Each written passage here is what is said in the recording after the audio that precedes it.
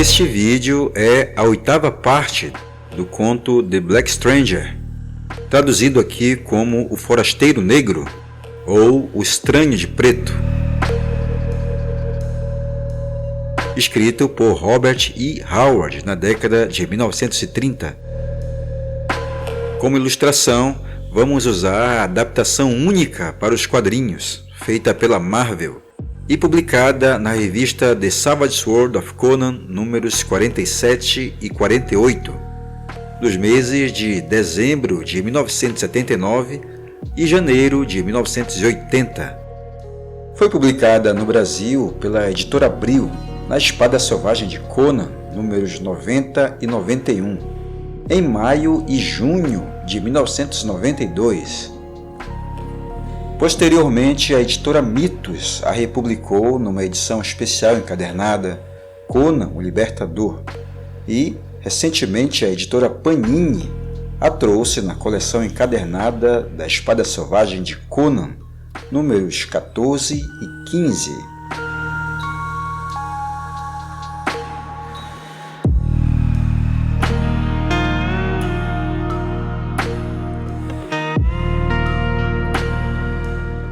Anteriormente, vimos Conan fugindo de uma horda picta, no sentido Rio Negro rumo ao Mar do Oeste, uma região não explorada por povos ditos civilizados. O Cimério acaba sendo encurralado em umas ruínas e encontra uma sala onde várias pessoas estão a uma mesa, mas inanimadas. Conan é atacado subitamente. Ali naquela costa, o aristocrata Valenço de Cordava tem a sua paz momentaneamente interrompida por visitas de ilustres piratas. Aqui a história começa a desenvolver quais são as suas motivações e por que Valenço se encontra naquela costa.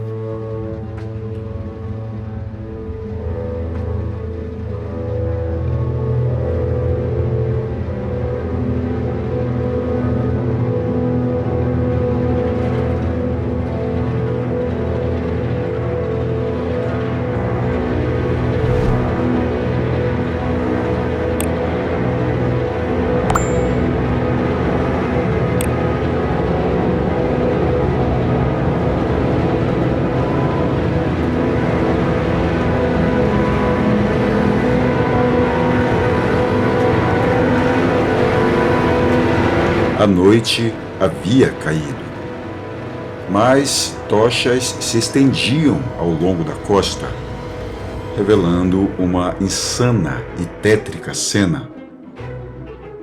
Homens nus e pintados infestavam a praia, como ondas investiam contra a paliçada, dentes à mostra e olhos ardendo sob o brilho das tochas fixadas na amurada. Penas de tucano balançavam nas cabeleiras escuras, assim como penas de falcões marinhos e cormorões. Alguns guerreiros, os mais selvagens e bárbaros, usavam dentes de tubarões nos cachos emaranhados. As tribos da beira-mar tinham vindo de todas as direções da costa e se unido para livrar sua terra dos invasores brancos. Avançavam até a paliçada, encarando uma saraivada de flechas, repelindo os projéteis que vinham dela e atingiam seus guerreiros. Às vezes, conseguiam chegar tão perto das paredes que atingiam o portão com as machadinhas de guerra e arremessavam as lanças nos buracos feitos para observar o lado de fora. Mas, cada vez que essa maré recuava sem conseguir passar pela paliçada, deixava seus mortos à deriva. Os filibusteiros se sentiam prontos para enfrentar aquele tipo de luta. Suas flechas abriam buracos na horda que avançava, e os sabres decepavam os selvagens que tentavam escalar a pequena muralha. Contudo, os homens das matas continuavam retornando para a carnificina com a teimosa ferocidade que fora despertada em seus corações.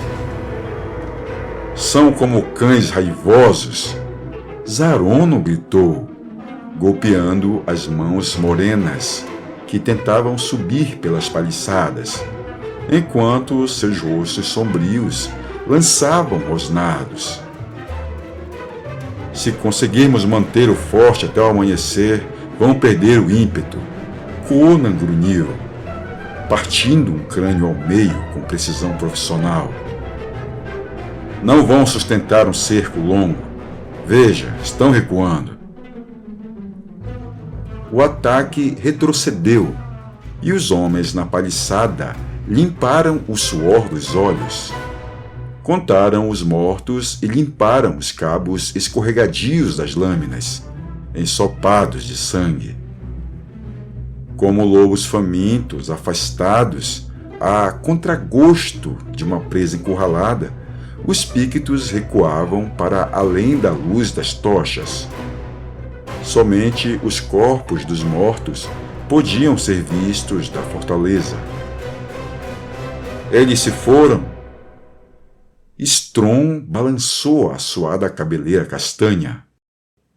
A arma em seu punho estava danificada e vermelha. Os braços nus e musculosos manchados de sangue. Ainda estão lá fora, Conan disse, indicando as trevas para além do anel de luz das tochas. Trevas essas ainda intensas por conta daquela iluminação. O cimério captava movimentos na escuridão, olhos brilhando e o reflexo pálido do aço. Comentou. Mas se retiraram por um tempo. Ponham sentinelas nos muros e deixem os demais beberem e comerem. Já passou da meia-noite. Estamos lutando há horas sem intervalo. Os chefes desceram das paliçadas, chamando seus homens. Uma sentinela foi postada no meio de cada paredão, leste, oeste, norte e sul, e um grupo de guerreiros ficou encarregado do portão. Para alcançarem um muro, os píquitos teriam de atravessar um espaço amplo, iluminado por tochas, e os defensores poderiam voltar a seus postos bem antes que os atacantes alcançassem as paliçadas. Onde estava Lenço? Conan inquiriu, mordendo um grande filé ao lado da fogueira, que os homens haviam feito no centro do forte.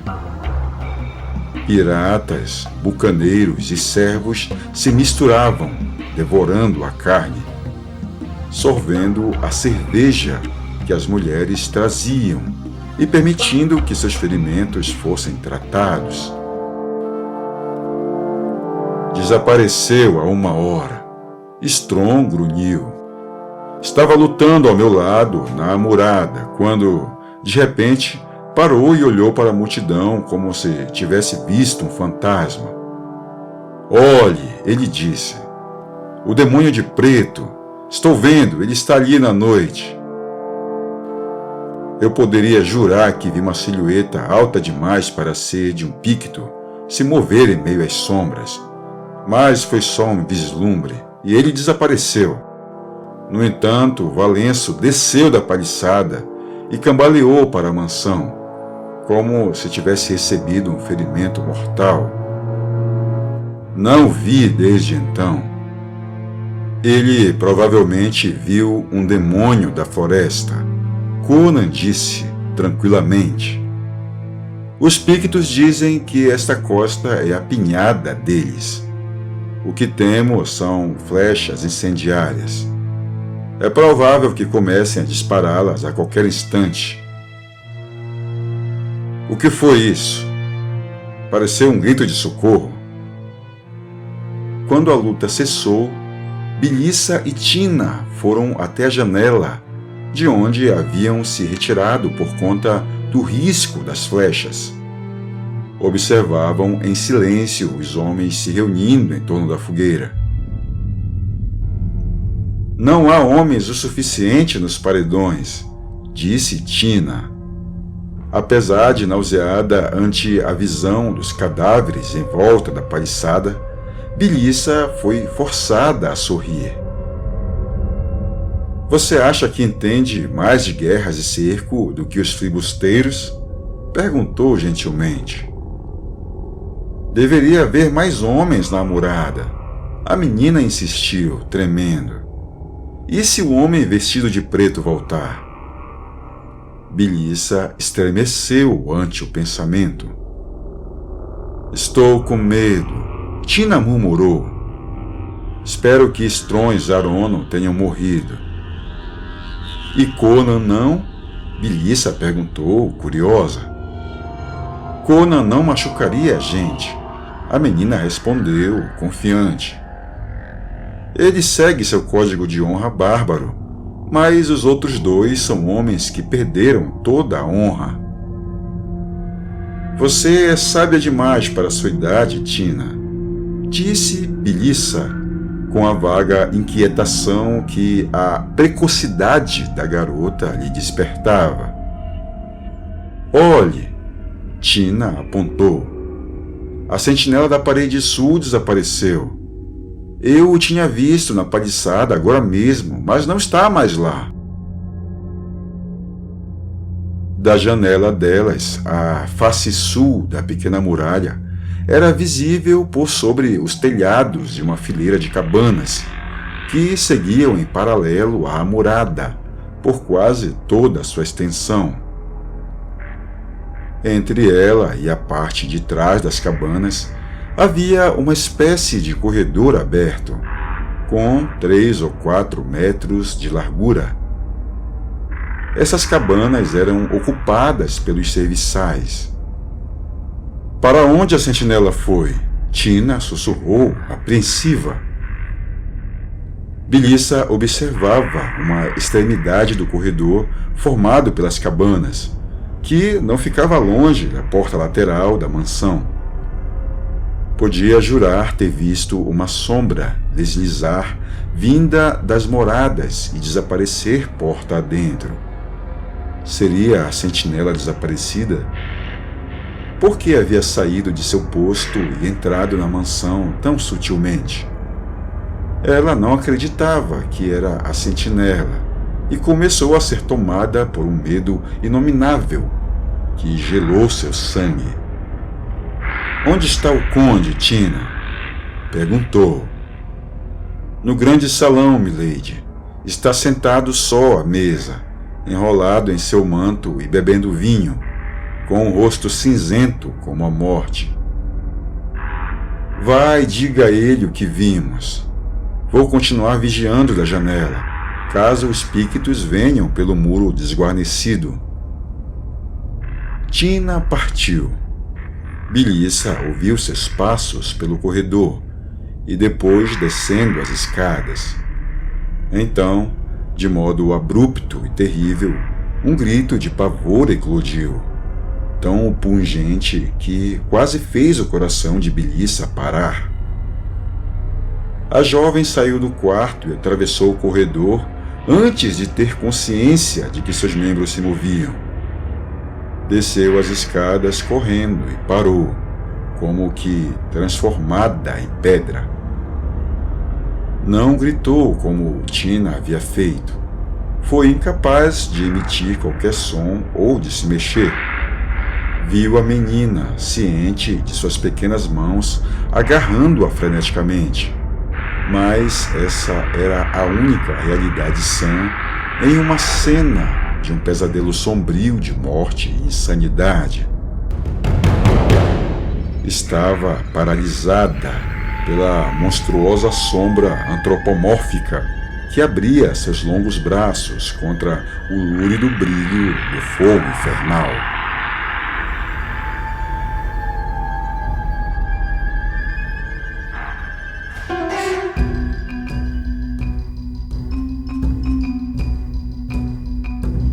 Lá fora, junto à paliçada, Strong balançou a cabeça ante a pergunta de Conan. Não escutei nada. Eu sim. Os instintos selvagens de Conan haviam sido despertados. Estava tenso. Os olhos ardiam em chamas.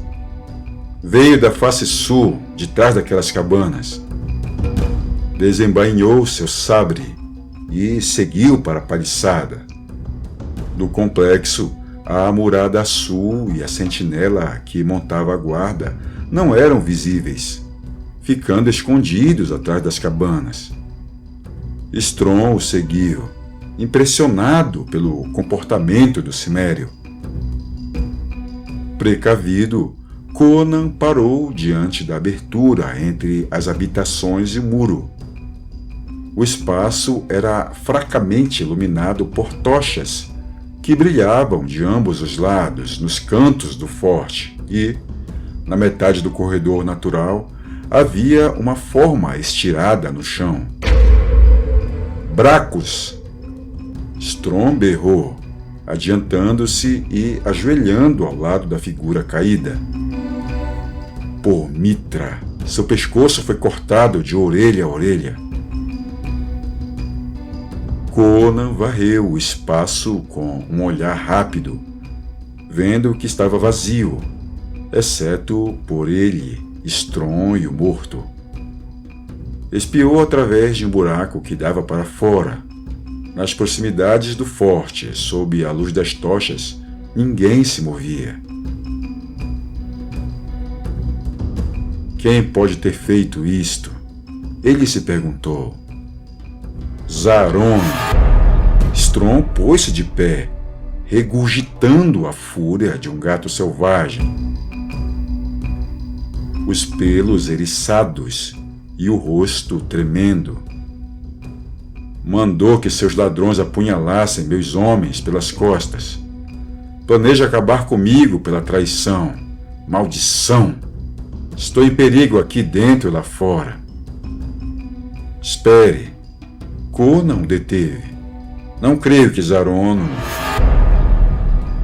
Mas o furioso pirata se desvencilhou e correu para a extremidade do corredor de cabanas, blasfemando.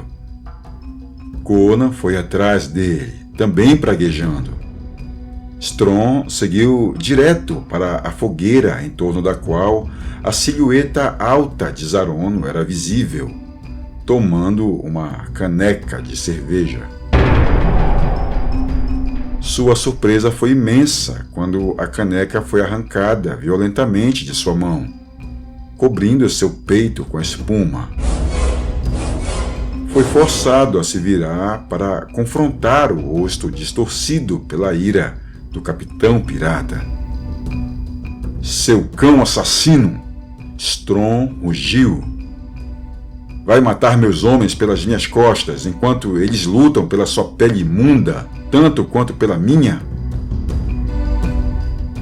Conan corria na direção deles e, de todos os lados, os homens pararam de comer e beber para observar, espantados.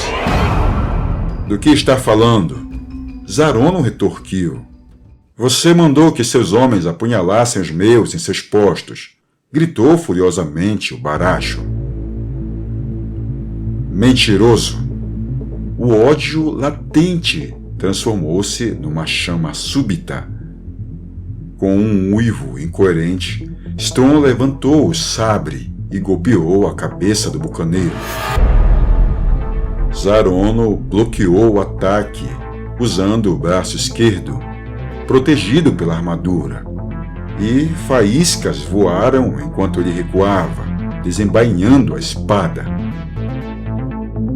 Em um instante, os dois capitães estavam engalfinhados num confronto insano, as lâminas reluzindo à luz do fogo. As tripulações reagiram de imediato e sem pensar. Um furor profundo ecoou, e piratas e bucaneiros sacaram as espadas e atacaram uns aos outros.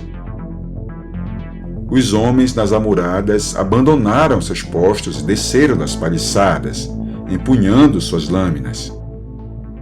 O forte havia se tornado um campo de batalha, onde grupos de homens laceravam e golpeavam, dominados por um frenesi cego.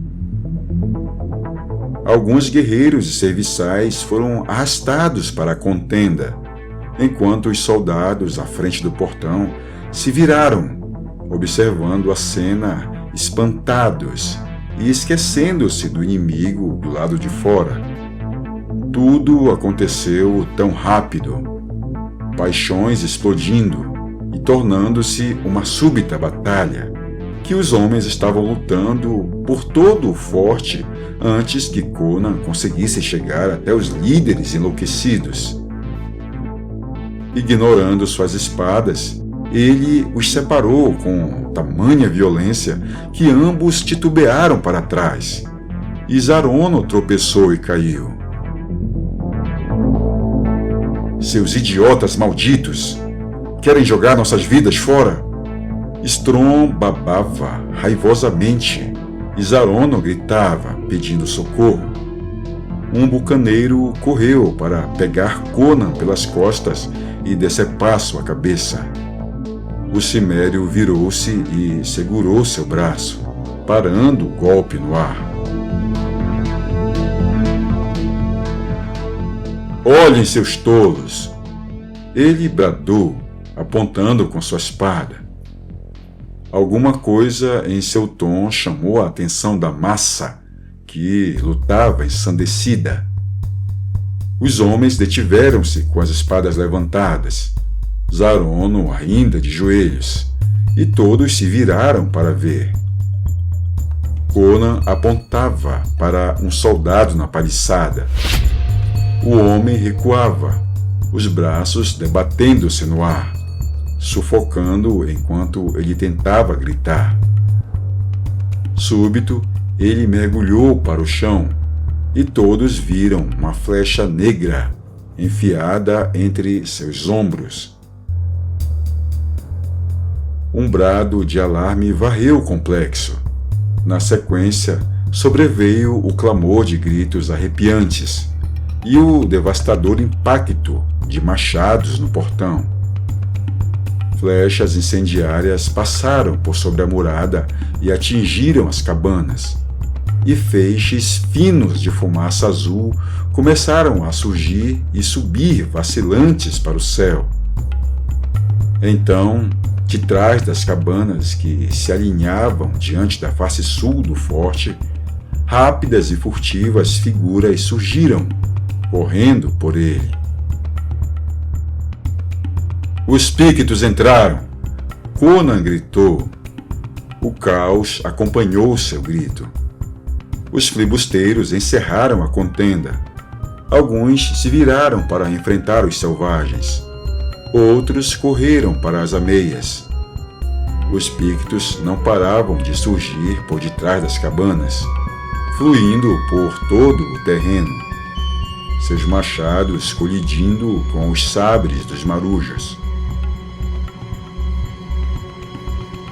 Zarono se levantava, quando um selvagem pintado correu até ele pelas costas e abriu sua cabeça com uma machadinha de guerra.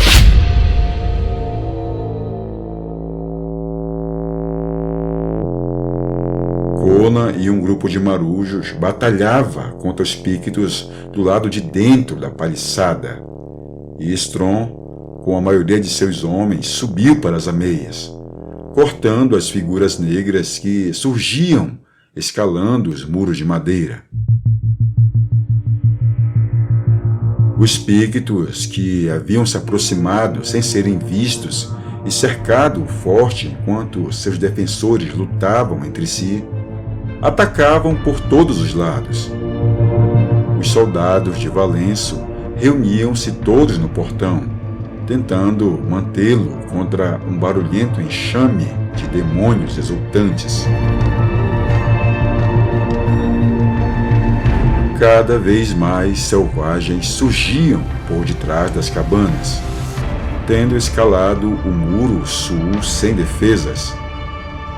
Strong e seus piratas foram forçados a recuar de ambos os lados das ameias e, em um instante, o lugar inteiro havia sido tomado pelos guerreiros nus. Eles cercaram os defensores como lobos, e a batalha tornou-se um conjunto caótico de turbilhões de figuras pintadas que afogavam pequenos grupos desesperados de homens brancos. Píquitos, marujos e serviçais se empilhavam no solo, pisoteados. Selvagens manchados de sangue mergulhavam nas cabanas, e os gritos que saíam de dentro delas, mais altos que o clamor da batalha, eram das mulheres e crianças mortas pelos machados sedentos. Os guerreiros abandonaram o portão quando começaram a escutar esse pavoroso som e, imediatamente, os píquitos o derrubaram, invadindo o forte também por aquele ponto. As cabanas estavam em chamas agora. "Para a mansão!" gritou Conan, e uma dúzia de homens o seguiu enquanto ele abria caminho inexoravelmente por entre a matilha selvagem. Strong estava ao seu lado, brandindo o sabre como uma foice. "Não vamos conseguir nos abrigar na mansão", o pirata afirmou. "Por que não?" Conan estava ocupado demais com o confronto para se dar ao luxo de virar o rosto. "Porque uma faca em uma mão morena afundou nas costas do baracho.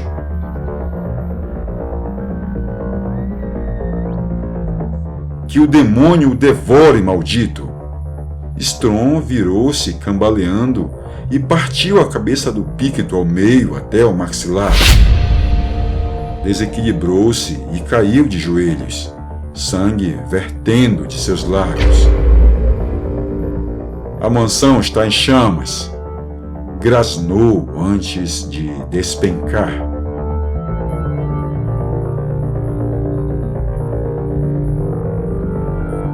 Conan deu uma olhadela rápida à sua volta. Os homens que o tinham seguido estavam mortos.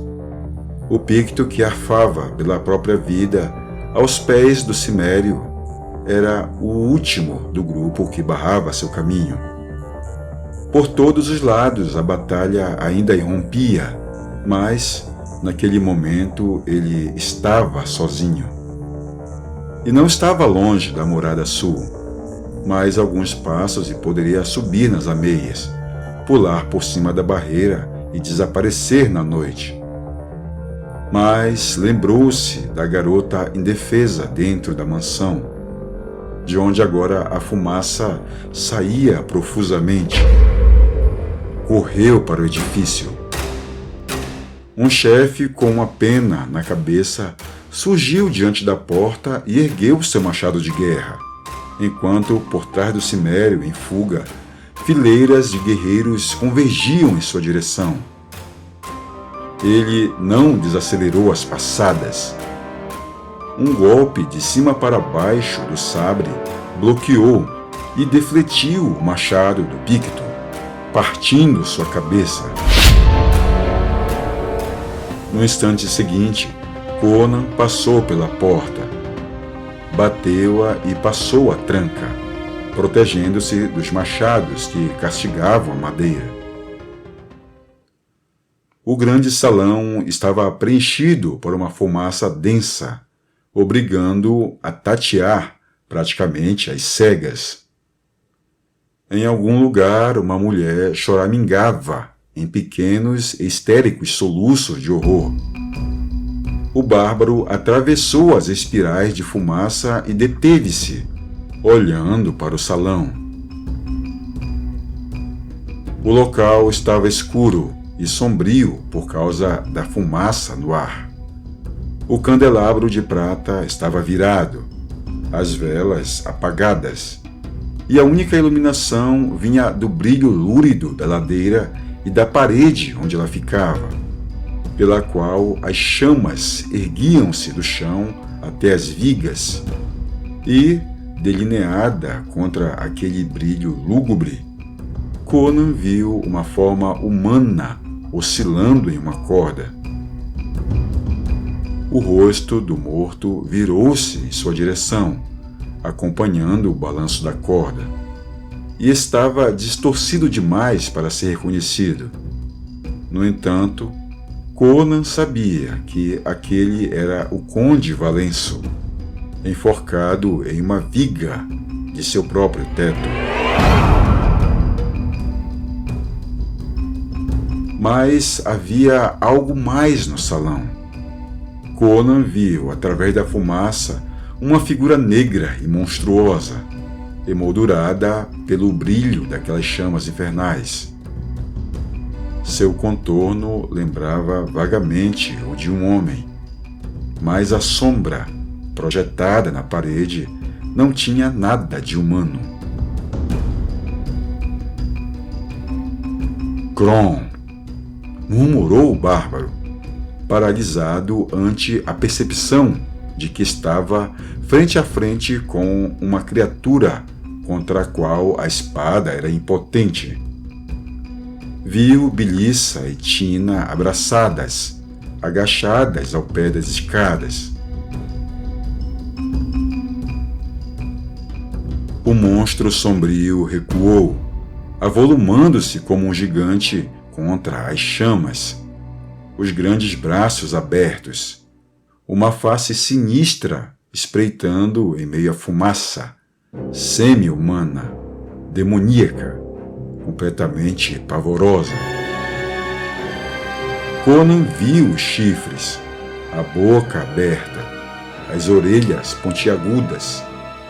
A coisa se aproximava dele pela fumaça, e uma velha lembrança foi despertada pelo desespero.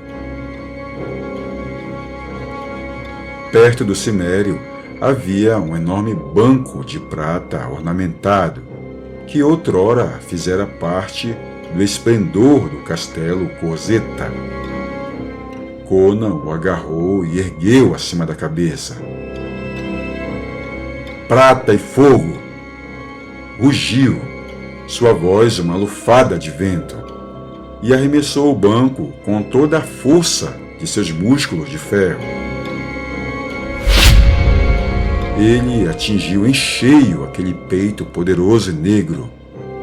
50 quilos de prata jogados com incrível velocidade. A criatura perdeu o equilíbrio e caiu para trás dentro da lareira, que se tornara uma bocarra de chamas. Um grito horrível fez tremer o salão. O grito de uma coisa de outro mundo, atingida subitamente pela morte terrena. A cornija da lareira rachou e as pedras caíram da grande chaminé, quase ocultando os membros que se contorciam enquanto eram devorados pela fúria primordial das chamas. Vigas incendiadas despencaram do teto, trovejando sobre as pedras, e tudo aquilo foi envelopado por uma poderosa explosão de fogo. As chamas desciam pelas escadas quando Conan a alcançou.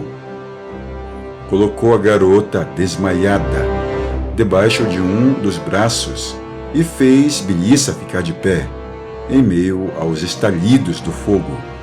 Ele escutava os golpes das machadinhas na porta. Olhou ao redor. Avistou uma porta oposta às escadarias e correu para ela, carregando Tina e quase arrastando Belissa, que parecia entorpecida. Assim que entraram na câmara seguinte, uma reverberação atrás deles anunciou que o telhado despencava no grande salão. Através de uma parede de fumaça, Conan viu a porta aberta do outro lado do cômodo. Ao passar por ela, Notou que estava pendurada nas dobradiças quebradas, com a tranca e os ferrolhos partidos por uma força terrível. O homem de preto entrou por esta porta. Belissa soluçou histericamente. Eu vi, mas não sabia que... Emergiram no complexo iluminado pelo fogo, a poucos passos do corredor de cabanas alinhadas à murada sul. Um pícto estava indo na direção da porta, olhos vermelhos à luz do fogo e machadinha erguida.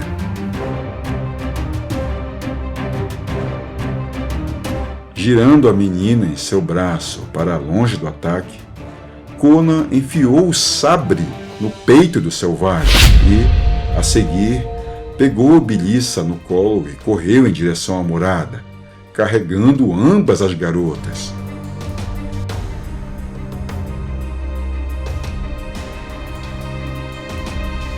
O forte estava repleto de nuvens de fumaça que ocultavam o trabalho sanguinário executado ali. Mas, mesmo assim, os fugitivos tinham sido avistados. Figuras nuas, negras contra o fogo, atravessaram a fumaça, brandindo suas armas reluzentes.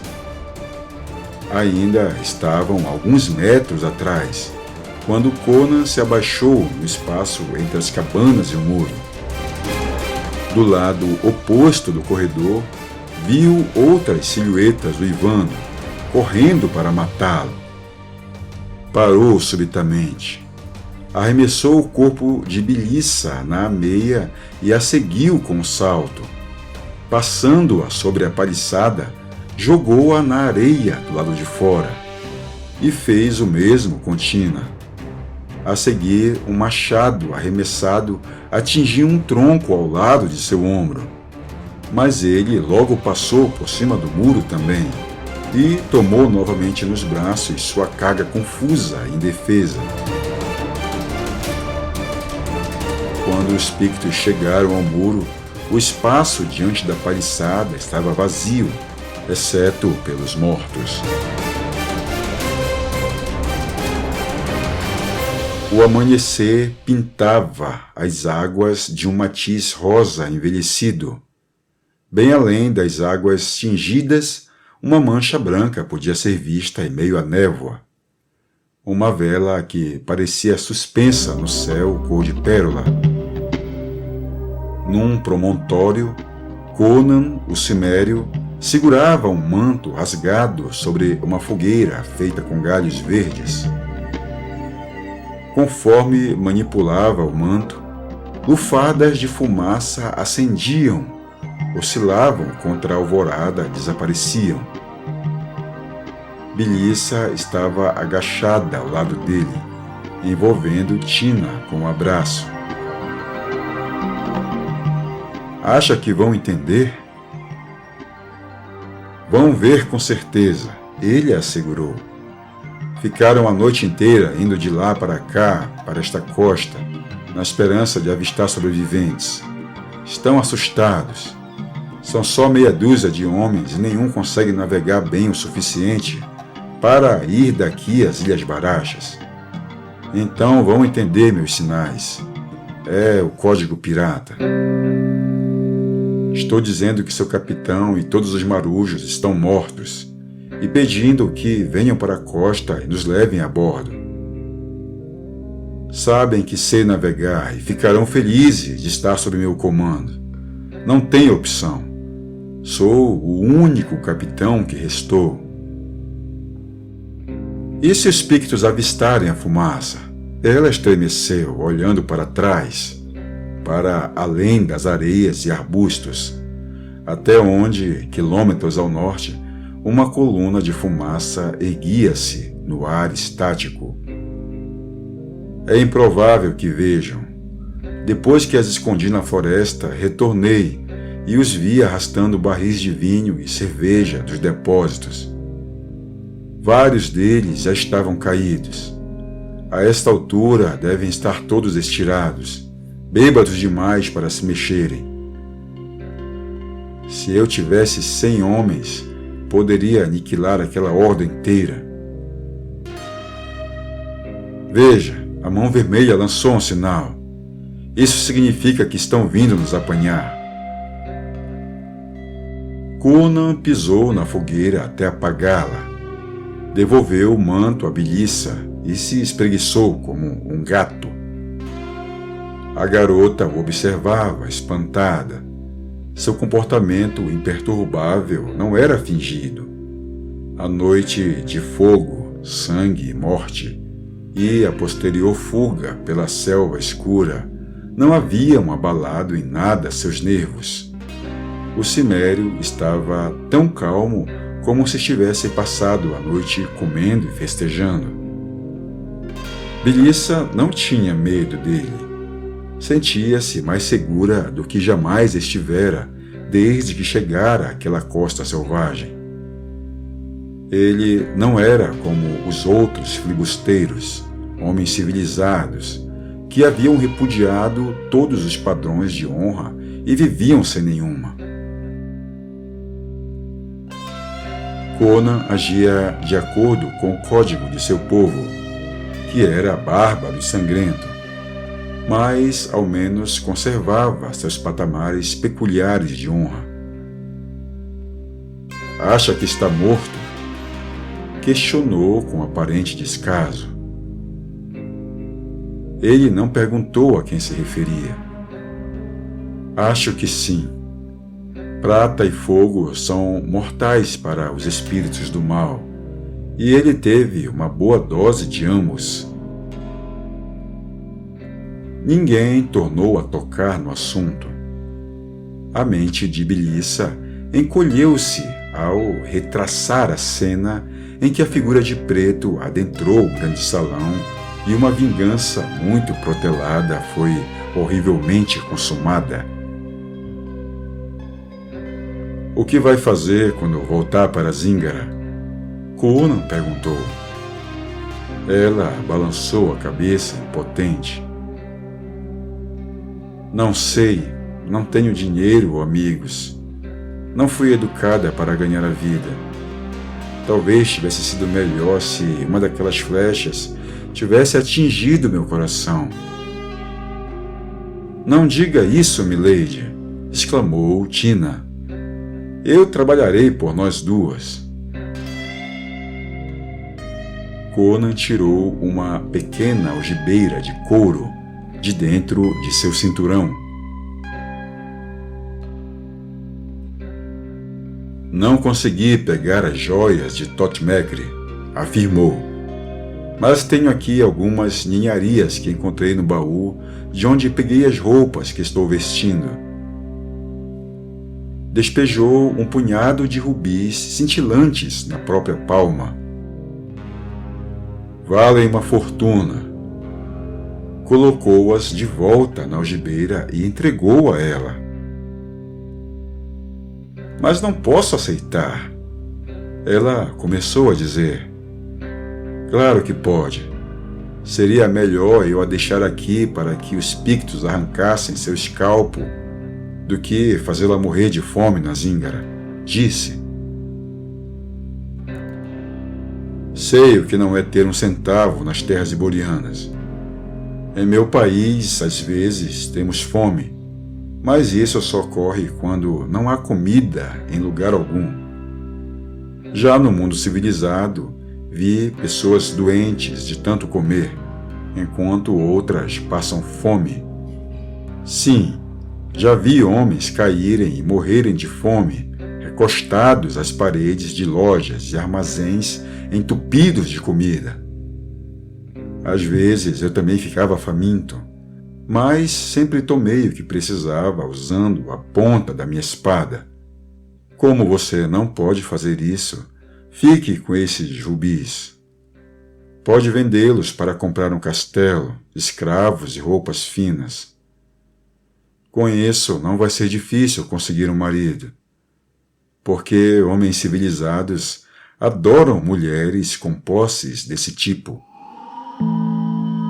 Mas e quanto a você? Conan sorriu e indicou a mão vermelha, se aproximando rapidamente da orla. Um navio e uma tripulação são tudo o que eu quero. Assim que colocar os pés no convés, terei uma nau e, assim que alcançar as Ilhas Barachas, terei uma tripulação.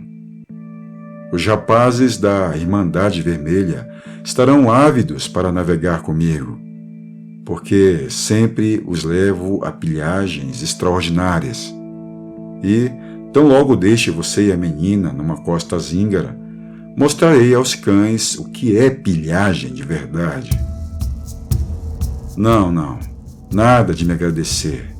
O que é um punhado de joias para mim, quando todo o saque dos mares do sul estará a meu alcance?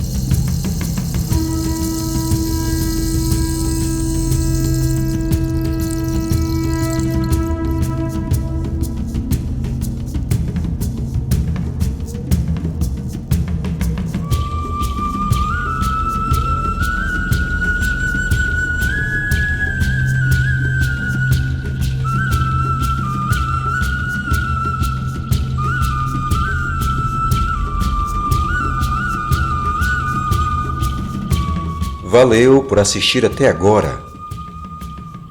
Se você acha que eu devo continuar fazendo esse tipo de vídeo, então peço seu like.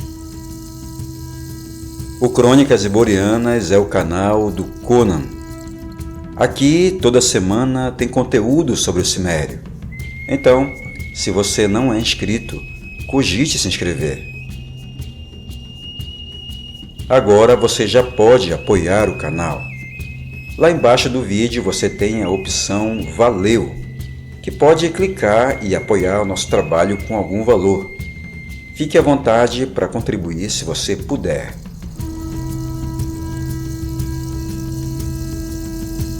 Eu recomendo você dar uma olhada nas playlists do Crônicas. Com certeza você vai curtir o conteúdo. E deixa lá o teu comentário para interagir comigo. Pessoal, de novo, muito obrigado e a gente se encontra daqui a pouco no próximo vídeo. Valeu, tchau!